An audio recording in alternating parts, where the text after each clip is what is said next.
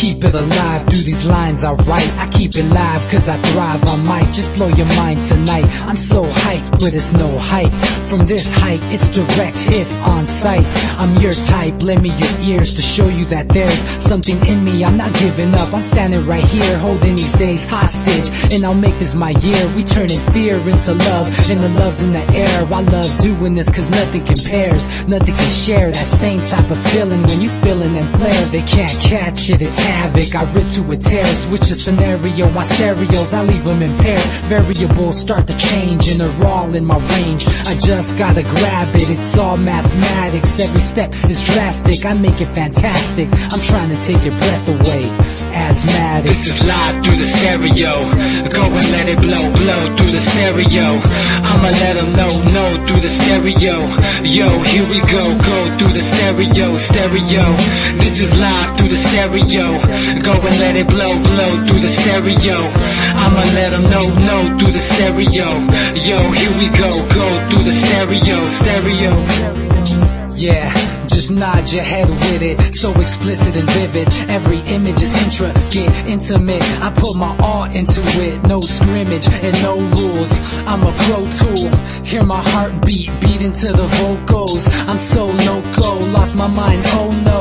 It's ponderoso, dope, so no overdose, cause it's dope, yo. Man, this is house grown, mixed with some milestones. So I let the style flow down like the Dow Jones, bringing it with some foul tones, letting the crowd know we getting loud, so it's eardrum rudiments. Yeah, we bring it rude again. Move, little hooligan. Music for tuning in, full time to the 10. I'm on my clock like I told you. I'm doing this for dreams. Greetings, everyone. Welcome back to the Anti-Media Radio. You're here with Lavonne.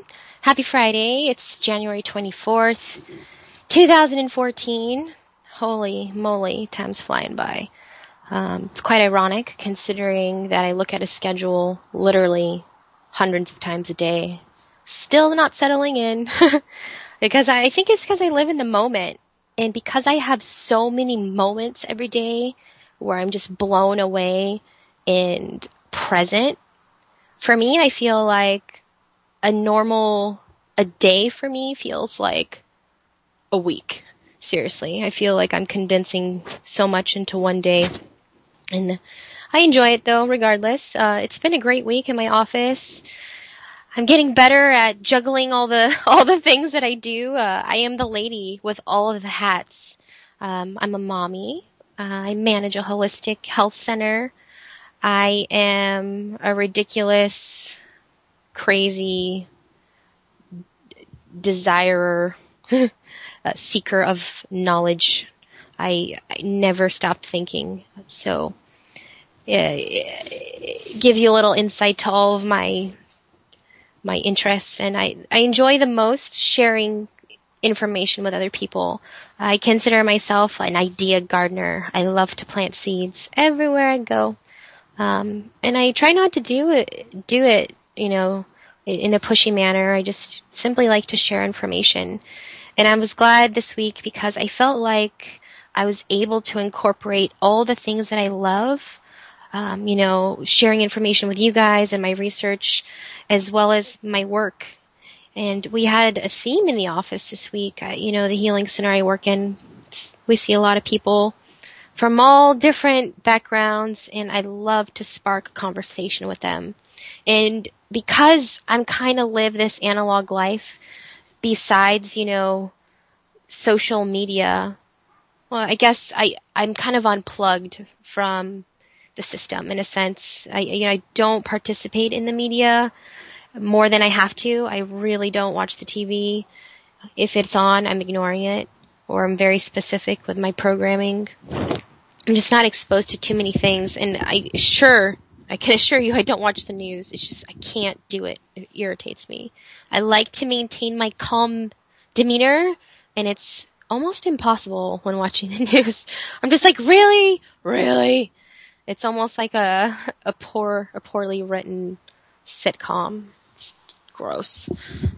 Anyways, everybody has been changing their appointments or seeking information on how to be well because they're sick or their family is not doing well. And this morning, I got into a debate with one of my lovely clients. She was like, Lavonne, did you hear that there's a pandemic? Here in our city in San Diego, they're telling people not to leave their house if they have any symptoms at all. She says the H1N1 is coming back around, and she was afraid when she told me. And I gently remind her, great, thank you for sharing. However, I don't trust the news. I feel like they perpetuate fear. And I told her that, much like seeds, germs will only thrive in an environment if it's ideal. You have to have the right conditions. A weak immune system's gonna harbor these little pests, and they're gonna flourish. So what is a weak immune system, and what do you do to stay well so that even if you come in contact with these germs, that you can fight them off effectively? And this is where her and I struggled to agree, because she was telling me that I need to get a flu shot, and if I'm feeling ill at all, I should go to the hospital, and she was worried about my kids. And I told her, thank you for your concern, but that's not how I think. That's not my thinking pattern in regards to health. I told her, as a health practitioner, a person who is constantly engrossed in the field of health, and it's what I do. I share information constantly. I'm the patient educator. I love it. To remind people that, hey, the power that made the body heals the body. You're not just a bag of bones, tissue, and muscles walking around. Your spirit lives in there, and it's very strong. And you come equipped, believe it or not, with an army that's constantly fighting for you and protecting you. Mucus, for example, that's a barrier. The body creates mucus to not let things in. If you get a pathogen in your nose, or you have an allergy attack, what happens? Your eyes water, your ears itch, your sinuses strain. You create this mucus, this barrier, so things don't invade you. Every action, every reaction in your body has a purpose. And I think we rely too much on this quick fix system. That pain is a specific reaction. That cold is a specific reaction. All designed, all working perfectly in unison as they were intended. And I feel like if we bombard our systems with things that, yes, minimize the symptoms, but do they actually help the cause? Are you addressing the issue? It's like we have this poster in my office, shows a hand, and around the thumb is a rubber band, and it's cutting off circulation to the tip of the finger. And underneath it, there's a question, and it says, how would you handle this problem? It seems simple, right? You would just take off the Band-Aid, or remove the rubber band, the restriction. But in our society, instead we cut off the thumb, we try to grow a new one on the side, we cover it in rainbows and lollipops, and go backwards 3 times and whatever. You know what I mean? It seems like, to me, we're doing all the things that don't make sense.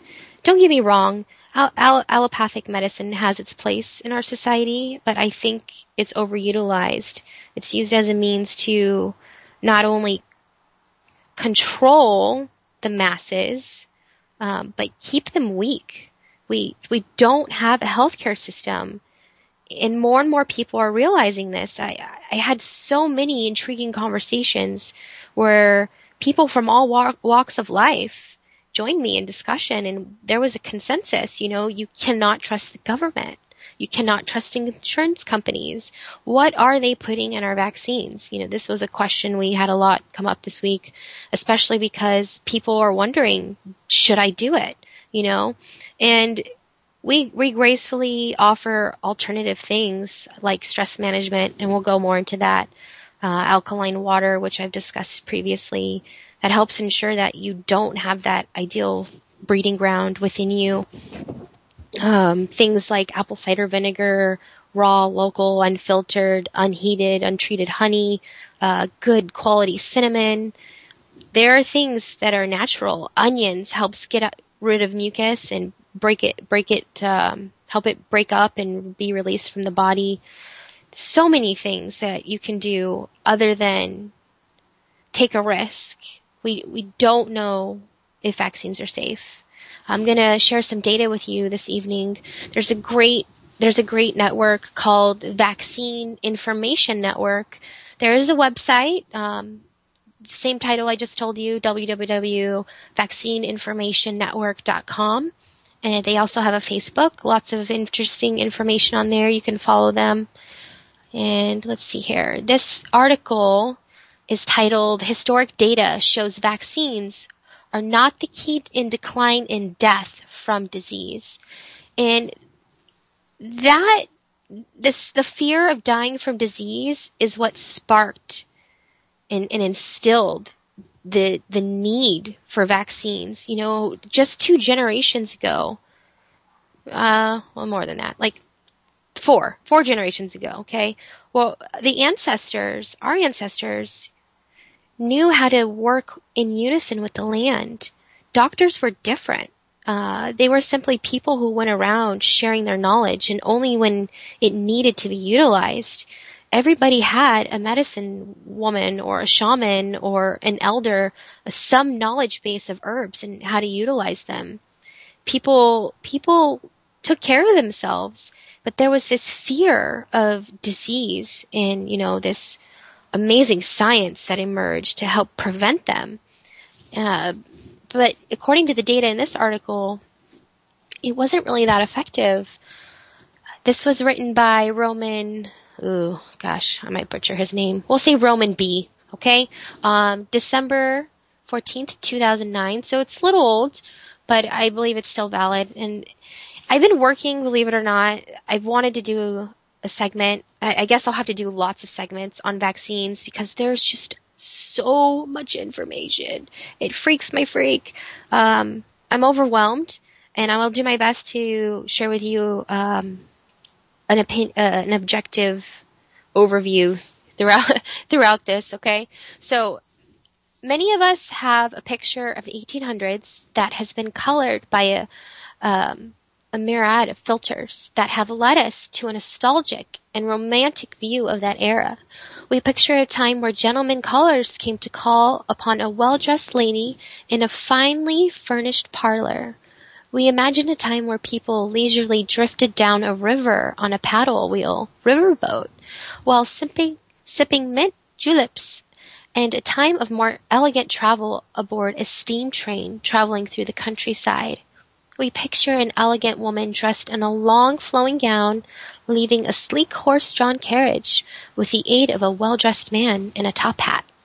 We think of those times where life was simple, ordered, in near utopian world, free of the many woes that plague modern society. But if we remove those filters and cast a more objective light upon that time, a different view emerges. Now imagine a world where workplace had no health, safety, or minimum wage laws. It was a time where people put in 12 to 16 hours a day at the most tedious labor. Imagine bands of children roaming the streets out of control because their parents are laboring long days. Picture the city of New York, surrounded not by suburbs, but by rings of smoldering garbage dumps and shanty towns.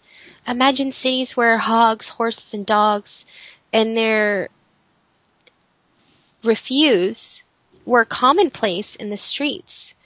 Many infectious diseases were ramped throughout the world, and in particular in the large cities. This is not a description of a third world, but was a large portion of America and other Western cities only a century or so ago. Our perceptions of history encompass a lot of willful rejection of knowledge. It is easier and more convenient to wax nostalgically rather than acknowledge an uncomfortable reality. We insist on creating a more pleasant historical illusion, but by doing so we cloud a historical issue in a way that promotes a bad misunderstanding of the past and has every potential to result in a bad misunderstanding of the future. From 1807 to 1812 in Glasgow, England, measles accounts for 11% of all deaths. In the 1830s in the United States, eastern seaboard cities have a mortality rate from tuberculosis of 400 per 100,000. 1845 to 1850, Ireland, Great Famine claims approximately 2 million lives, some from starvation, but far more from typhus and other epidemics consequent upon malnutrition and social collapse. 1854, New York City, nearly 25,000 people are killed by cholera. In 1847 through 1861, 2,589,843 Russians contract cholera, and over 1 million die. 1861 to 1865, American Civil War, the Union Army loses 186,216,000 men to disease, twice the number killed in action. Nearly half were claimed by typhoid and dysentery. 1855, yellow fever rages in Norfolk and Portsmouth, Virginia, Louisiana, and Mississippi. In the Virginia plague era, 1 out of 5 die of the fever. Its victims buried wholesale in trenches without coffins. 1865, New York City, 15,000 tenement houses have been built, many of which are hardly more than fever nests. 1867 to 1872, hospice reports 1,256 cases of measles and 612 deaths with a mortality of 49%. Malnutrition was known to be rife in the orphanages at this time. 1871, a terrible smallpox epidemic which threw both New York and Philadelphia into mourning. It killed over 800 people in the former city, more than ever before in its history, while the latter deaths nearly reached 2,000. From 1871 to 1872, England had an epidemic of its own that included 42,200 deaths, suggesting 200,000 more cases to arrive as a result of. Europe, in one of the worst epidemics of smallpox in history, Croatia, there was an epidemic as well. Despite strict vaccination laws, 69,839 die from smallpox, more than in any other northern state. Chicago, despite these vaccinations, over 2,000 people contract smallpox, and more than a fourth of these die. The fatality among children under 5 is the highest ever recorded. 1873, Memphis suffers attacks of yellow fever, smallpox, and cholera simultaneously. People flee the city, leaving half of the houses vacant. 1874, in Bloomington, Illinois, all kinds of garbage and human animal waste have been thrown into the small streams running into Sugar Creek and became known as the North and South Sloughs. Over the years, it became a sodden pool of stench that was the breeding places for disease because it drained sewage into the community's primary water source, Sugar Creek. These historic points show that infectious diseases were a constant and deadly threat during these times. England was the country that early in 1838 began to keep statistics on causes of death and is the best source to finding out the devastating impact of these infectious diseases. Using this raw data and a number of graphs, we were generated to understand these plagues. So that's just a little information about the life cycle since the early 1800s. I went back as far as 1807 to account for the effects of diseases. So a lot of times we heard this statement repeated in regards to malnutrition. And that's exactly my point is, and food was different then. People eat things that had nutritional value. The quality of our soil it's just dead. It's been depleted. Minerals and other essential things are not added back into the ecosystem. You're consuming GMOs primarily, and studies suggest that there is not as much nutritional value, if any, to these foods, and we don't know the harmful effects of ingesting the pesticides that come along with it. There are chemicals, not to mention the foreign genes. So we're not getting proper nutrition. I heard a staggering statistic that most people in the U.S. are starving, despite consuming food. I watched this crazy documentary at work the other day, and I wish I saved the article to my personal computer. I'll find it for you guys. It talked about the conglomerates and how much poison is in our food, not just the GMOs, but all the other processed stuff as well. And it argues that it's destroying our gut. And I can tell you firsthand that it is. I'm one of those people who, I was born in the 80s and I grew up eating this food. And, it took a toll on my body. When I was 16, I was told I was infertile. I had yet to begin to menstruate. All my other friends had begun, and I thought, God, that's weird. But it didn't happen for me. It didn't happen until much later, and it still only happens like twice a year.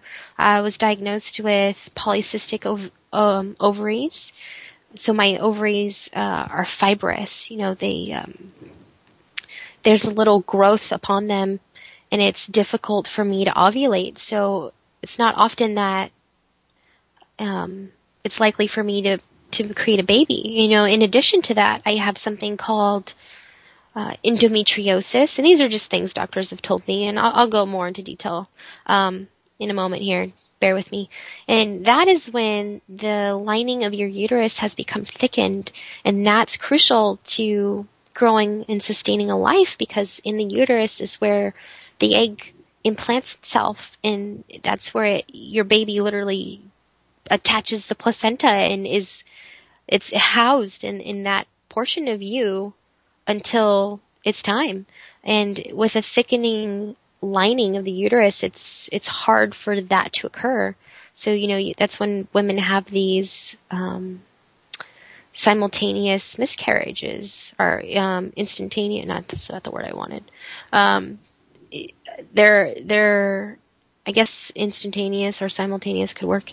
Anyways, it doesn't stick. So those are two things I was told I have. I also have, quote unquote, Crohn's disease. So my body has a very specific reaction to this food, and I wonder, are these diseases, these conditions, these things that the doctors tell me I have, is it my awesomely intelligent, incredible, super healing machine going, whoa, what the F are you putting in me, lady? And have I lived a portion of my life ignoring these symptoms? I think so. not because I wanted to, but because I didn't know any better. I didn't grow up feeling this innate connection to the earth. Instead, I had this connection to the television and to the media and to the movies, and I was one of those people plugged in. You know what I mean? And my mind goes back to 2005. I remember this house party, maybe 2006. And I'll never forget this girl. She went to my high school, and I saw her now and then, but I didn't really know her. We could not stop talking. She didn't have a job, and at the time I was working 2 jobs, every day of the week, just busting my butt. And I felt like I was an awesome contributing member to society, I ate all the wrong foods, but that's because I didn't know any better. But anyways, I had this comfortable life, despite being at work all the time. It was comfortable for me. And she lived in an opposite manner. She didn't have a job. She didn't have a car. She didn't want a job. She didn't want to participate in society that way. And I remember debating with her, and she would tell me, I'm free and you're a slave. And I couldn't understand, what does she mean? And I was like, how do you live, lady? Like, what do you do? And I remember being irritated at the time about her response, but now it makes so much more sense. When she needed something, she said she would make a sign, and just for a couple hours a day, she made enough money to be more than comfortable. And she said she would put inspiring things, and she was able to live that way. But she planted the idea in my mind of what is freedom, and she talked about eating clean diet and living off the land. She was a cool chick. I wish I remember her name, and I want to thank her. Thank you for planting a seed in my mind garden, lady. I appreciate it. But gosh, I kind of went off on a topic there, or a tangent there. But my point is that you do have the ability innately to fight off disease, and you should know that you can achieve optimal health through eating good food and through drinking alkaline water. I talked earlier about how germs need an environment to thrive in. Well, if you have an ideal pH, you won't be able to harbor these little creatures. They love an acidic environment. So if you don't have one, they can't survive. So there are lots of foods that are very alkaline, lots of green vegetables, believe it or not, lemons, apple cider vinegar, things that you wouldn't think are alkaline are. So do some research. It's a very interesting topic. There's another article I want to read to you regarding vaccines, and then we're going to talk about stress and how it contributes. And that was another theme that reoccurred at my office this week is the mind-body connection. I love reminding people, just how I'm reminding you, that something controls the body. Your spirit has this connection, and I've talked about this before. I believe your immune system is what connects the innate to your physical body. It's so crucial. The 4 essentials to health are food, water, oxygen, and nerve function. People don't understand how important the nervous system is, and more importantly, how you can stimulate it.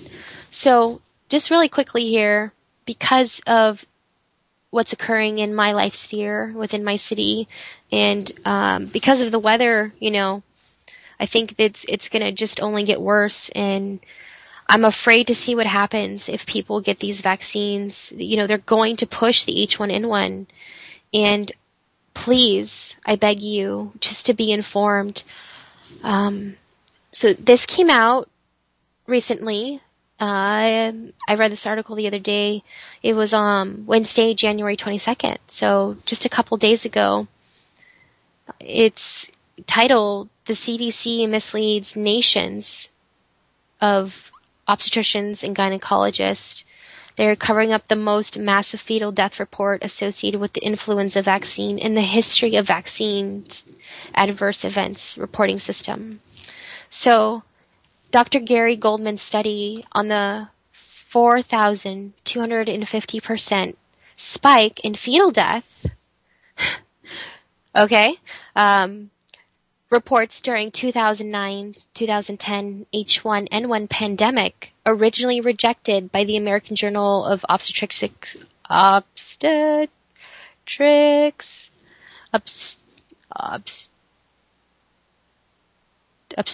sorry, I can't say words today, and gynecology, who is charged by the National Coalition of Organized Women as a complicit in a massive cover-up and manipulation of data associated with the flu fetal deaths in 2009 and 10. It's now available and free to the public.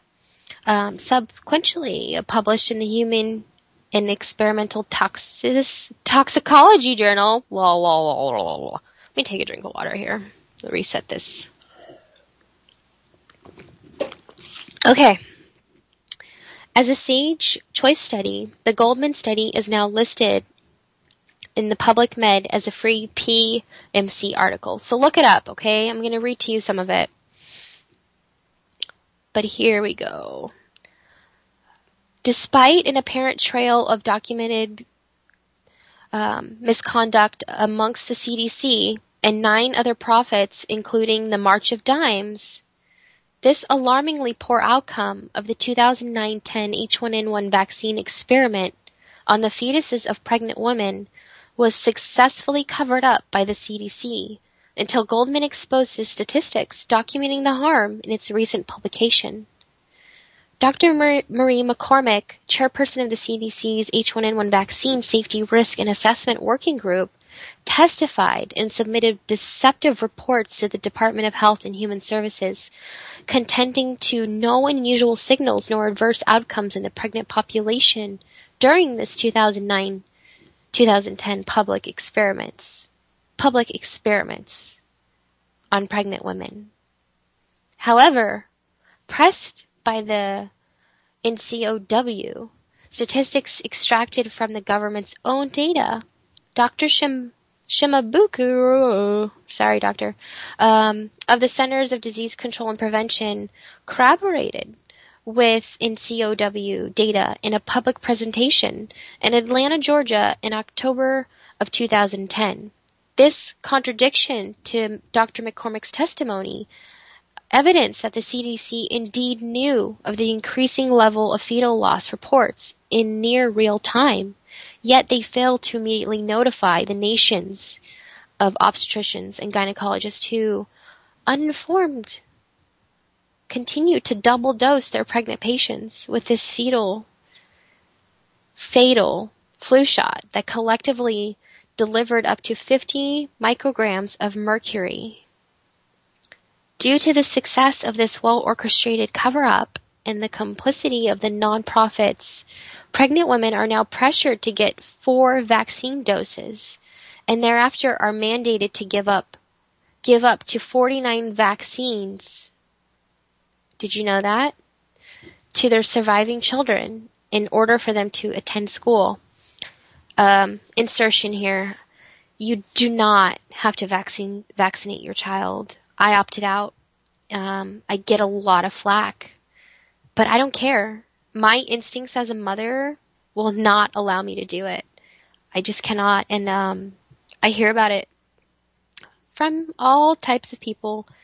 But let me tell you this. If you believe in your vaccines, my unvaccinated child cannot, in accordance to your beliefs and your trust in them, my child cannot harm your child because they are shielded, correct? So, because I've done immense amount of research, I chose, not to continue to vaccinate my baby. And I noticed, like so many other mothers online, I read about it, that there was a change in my little Cameron, after he had some of these shots. And it scares me to think of, the underlying effects. And I struggle with that as a mother, is what kind of world did I introduce my son to? But on the same token, I'm so glad that I have this desire for knowledge, and I don't accept anything. You tell me something, I kindly acknowledge it, but then it goes through this intense process within my mind where I ponder it and I consider it and I refute it, and then I break it down and, does it hold any merit? And I encourage you to have the same type of process when you hear information. Be very objective. That's when you remove your emotions and you look at it from a different perspective. So just attempt that. So if vaccines were actually based on science, then this public experiment is a failure, says Mrs. Dan Nerman, director of the National Coalition of Organized Women and founder of the Vaccine Liberation Army. So why are we still vaccinating pregnant women with even more vaccines when there is no science that proves vaccines are safe for the developing child? On the contrary, available data from this public experiment foisted on the unwitting pregnant women proves the opposite, that the influenza vaccines are unsafe and exacerbate fetal deaths. Okay?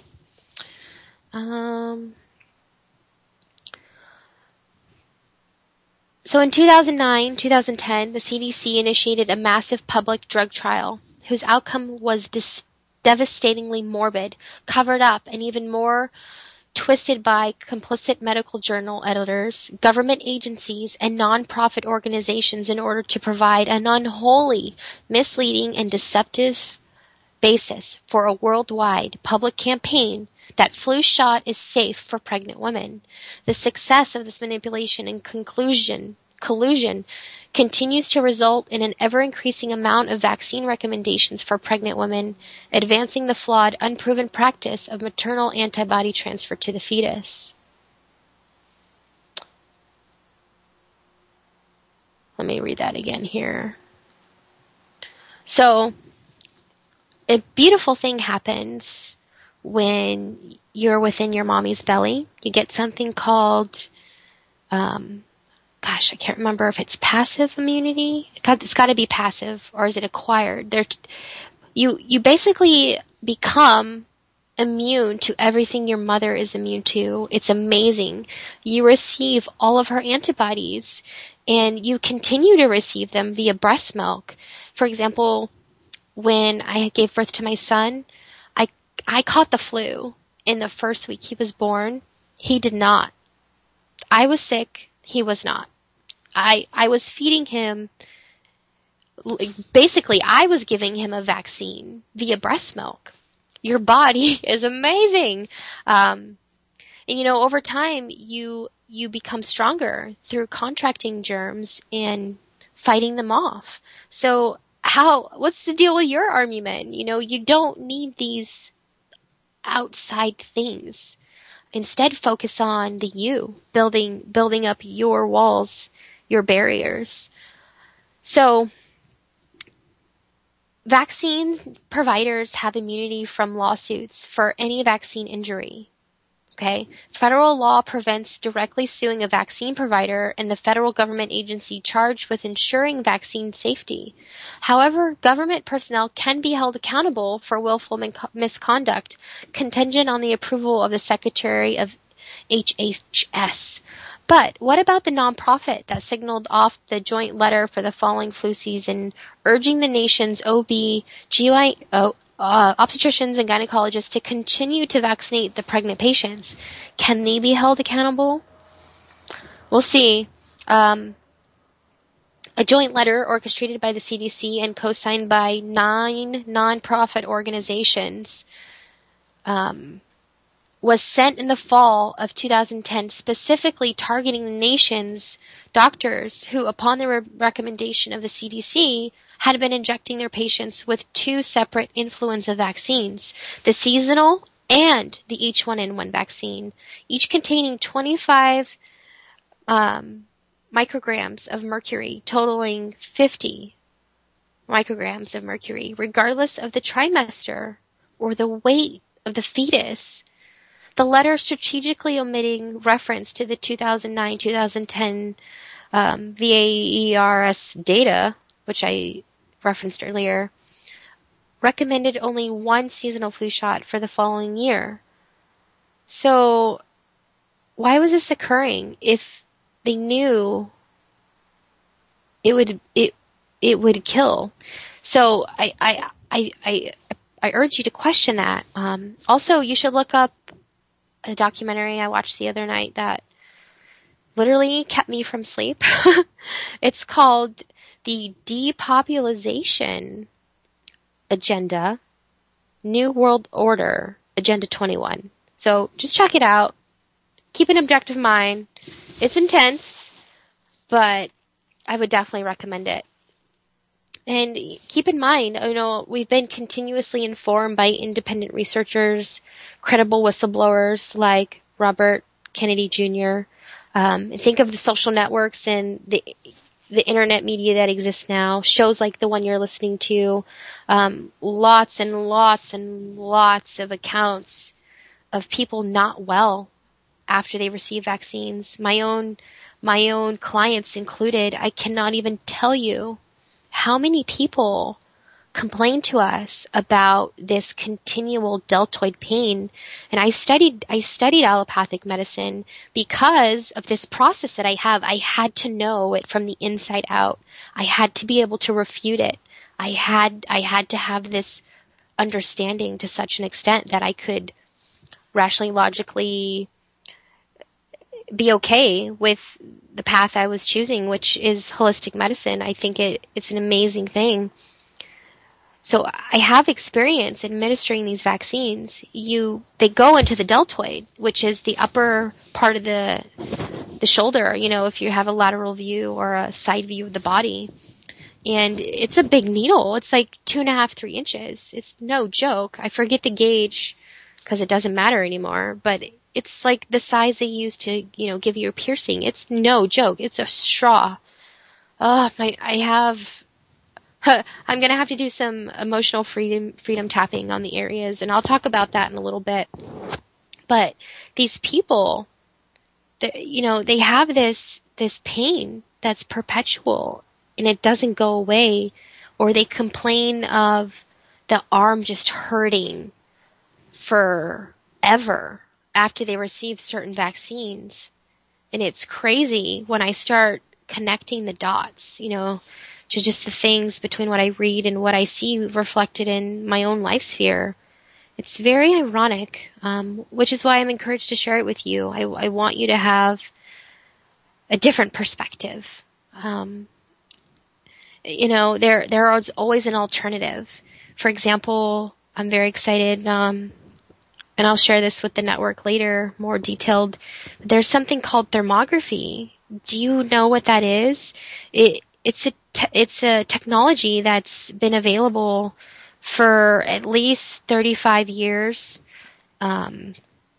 It allows us to have a window into the body using thermal cameras, and we're able to see all inflammation. And most pain is inflammatory, and inflammation is created when the body is, working on something. It's how it calls attention to it. Or when there's damage, it becomes inflamed. Anyways, this is a non-invasive type of procedure. There are no compressions involved. So we're going to share with women the option of having this thermal image in lieu of a mammogram, because what occurs when you have a mammogram is you have this compression. There's the risk of not only rupturing a cyst if one exists, but also missing the area. And not only that is you can't always detect it. Thermography is able to detect like cells, like a few cells of cancer. So up to 15 years prior to traditional allopathic medicine. Imagine if that were implemented alone in lieu of mammograms, which, not to mention, expose the patient to radiation. So, okay, I'm trying to make sure you don't get cancer. Let me zap you with some cancer. What? It's so backwards. I just don't get it. There is an agenda. It's not a healthcare system. It's just not. And I struggle with finding the balance to, gently sharing this information with people so they don't freak out or think I'm a crazy, which you already know I don't care about that. But I want to be credible, so I have to enable to maintain a reputation of sensibility. I have to slowly, like one piece at a time, unveil this agenda. And it's quite overwhelming when you start getting into the rabbit hole of the internets. It's a deep, deep hole. But, if it's trying to be taken away from us, earlier on the show, Wednesday, Nick and DB discussed the TPP. If you haven't heard of that, please do some research. It's a trade agreement that encompasses so many aspects of our lives, and it's trying to be passed through Congress. So please join our efforts to stop that as well. And I explained to you earlier that there was this theme within the office, people talking about the fear of being ill and the reliance on the vaccine program. And then it brought up the discussion of the immune system and how do we protect ourselves.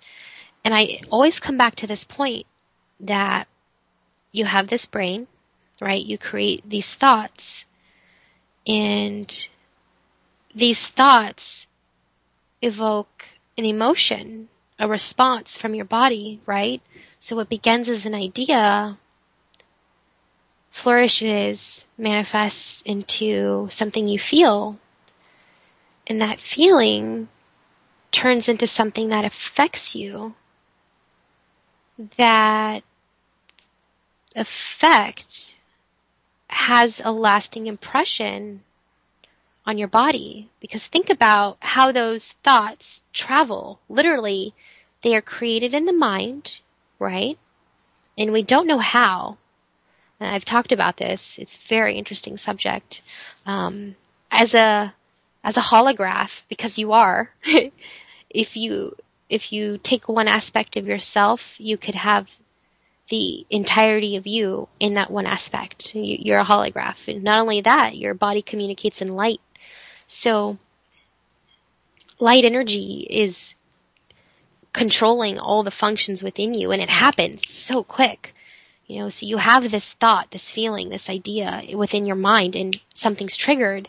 It travels through a nerve, and goes through this network until it reaches the final part. And my point is that those ideas, they carry energy, right? You feel them. But where do they go? They settle in the body. If you don't have this process that I speak of, this system, and I've been perfecting this lately, especially because I feel like I can't perpetuate, I cannot share what I do not have. And my message has been very clear throughout, and I feel like to be able to maintain that, I have to own it. So I've been digging in my past and just going through old files, literally, and remembering lessons that I perhaps didn't learn, looking through old situations through a new lens, and it's been so healing for me.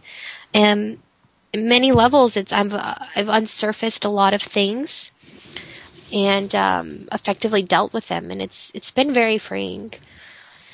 Something that I can bring your attention to of how you can let go of these things that you store in your body. And I see it reflected in the bodies of my clients. They have this physical pain, and sometimes it's from mechanics. These people are athletes. They run 70 miles a week. They freaking jump off cliffs. Some of them are in the military. A lot of them the police force, their teachers, their nannies, their grandmas, their toddlers, their everything. And just existing is enough to put stress on their bodies and, give them a misalignment and cause that stress on their immune system. But others, they're very fit. They're super flexible. They have great posture, right? Physically, you wouldn't think that they have this pain, and they don't get better until one of us addresses, and we go through the emotions. We check everything we can first, and then eventually it comes to the point where we're like, what are you holding on to? You gotta let it go. You gotta want to be better. If you think you're sick, you're right. You're totally right. And it's been a hard concept for people to grasp because, oh, the power of the mind, this hippie stuff, blah, blah, blah, blah. No, it's called, you're awesome, use your body. Something I think is really cool, and a lot of people have shared it with me. You can look on this website. It's called EFT.Mercola.com. Mercola, he's a pretty popular nutritionist, doctor. He shares a lot of information. Be objective with him. It is a good resource for articles, just to get some ideas. So what is EFT? It stands for Emotional Freedom Technique, and give you an overview here. The Emotional Freedom Technique, or EFT, is a psychological acupressure technique that is routinely used and highly recommended to optimize your emotional health. Although it is still often overlooked, emotional health is absolutely essential to your physical health and healing, no matter how devoted you are to proper diet, lifestyles. You will not achieve your body's ideal healing and preventative powers if emotional barriers stand in your way. Right? We talked about that.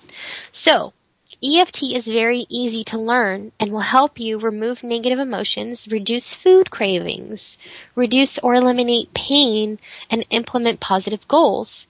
EFT is a form of psychological acupressure based on the same energy meridians used in traditional acupuncture to treat physical and emotional ailments for over 5,000 years. But without the invasiveness of needles, instead simply tapping with the fingers is used to input kinetic energy into specific meridians on the head and chest while you think about your specific problem. Whether it is a traumatic event, an addiction, a pain, etc. And voice positive affirmations. Affirmations are things like, I will have a very lovely day despite any negative encounters that I may experience, stuff like that. Something positive, like I will not smoke a cigarette tomorrow. I'm stronger than the desire, stuff like that. This combination of tapping the energy meridians and voicing positive affirmation works to clear the short circuit, the emotional block from your body's bioenergy system, thus restoring your mind, which is essential for optimal health and the healing of physical disease. Some people are initially wary of these principles that EFT is based on the electromagnetic energy. Sorry, I got a pop-up. That flows and regulates our health is only recently becoming recognized in the West. Others are initially taken aback and sometimes amused by the EFT tapping and affirmation methodology, whose basics you can learn here, which I'll share with you. But keep in mind that is more than any traditional or alternative method. He has user research. He says that it works. He's witnessed the results in my patients since deciding to implement it, and he did so in 2001. So he's got like 13 years of experience with very high rates of success. And it will provide, he says here, an overview. Okay, Sorry. There are 2 basic areas to learn in order to use EFT: the tapping locations and the technique and the positive affirmations. These areas, as well as some advanced EFT principles and techniques. If I run out of time, guys, we can continue this, or you can go to EFTmercola.com. Okay? So the basic sequence is straightforward and generally takes his patients only a few minutes to learn. Let's see here. So you want to tap the correct area. Let's see. And the first thing you need to understand is that you'll be tapping with your fingers. And there are a lot of points of acupuncture meridians on your fingers. So when you tap with your fingers, you are also likely not only using the ones you are tapping, but also the ones on your fingers. Traditional EFT has you tapping with the fingertips of your index finger and middle finger and with only one hand. Either hand works just as well. Most of the tapping points exist on the other side of the body, so it doesn't matter which side you use, nor does it matter if you switch sides during the tapping. For example, you can tap under your right eye and later in the tapping under your left arm. Let's see. I modified this approach slightly by having you use both hands and all your fingers so that they are gently relaxed and form a slightly curved natural line. The use of more fingers allows you to access more of the acupuncture points. And when you use all your fingers, you will cover a large area. So you don't want to hurt yourself. You just want to give a nice tap. You don't want to have long fingernails. Let's see here. He definitely recommends the one-handed 2-finger approach, but play with it. See what works for you. Do your own research. He says you should never hurt yourself, and he says that when you tap on the points outlined, you will tap about 5 to 7 times. The actual number is not critical, but ideally should be about the length of time it takes for one full breath. So it depends on how you're breathing, okay? And please note that these tapping points proceed down the body and that each point is below the one before it. So it should make it easy to memorize.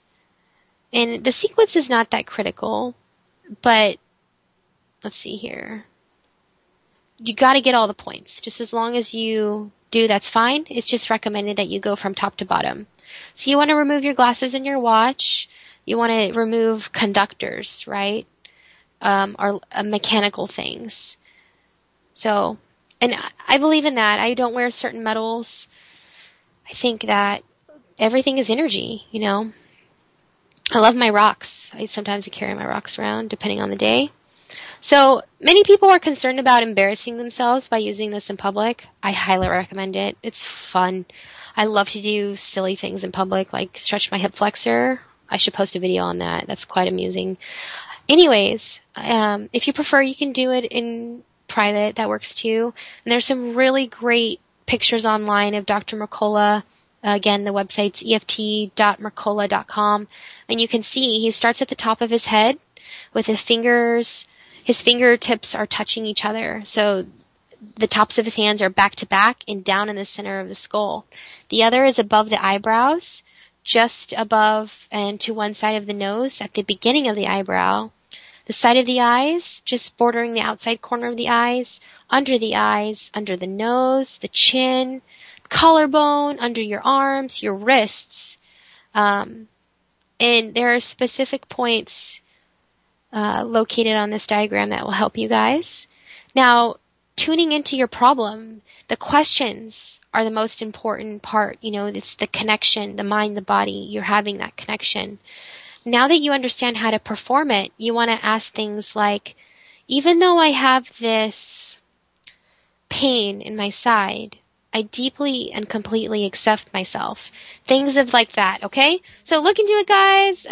Happy Friday. Don't let the vaccine scare you. Boost your immune system. Mwah, mwah, mwah, mwah, mwah.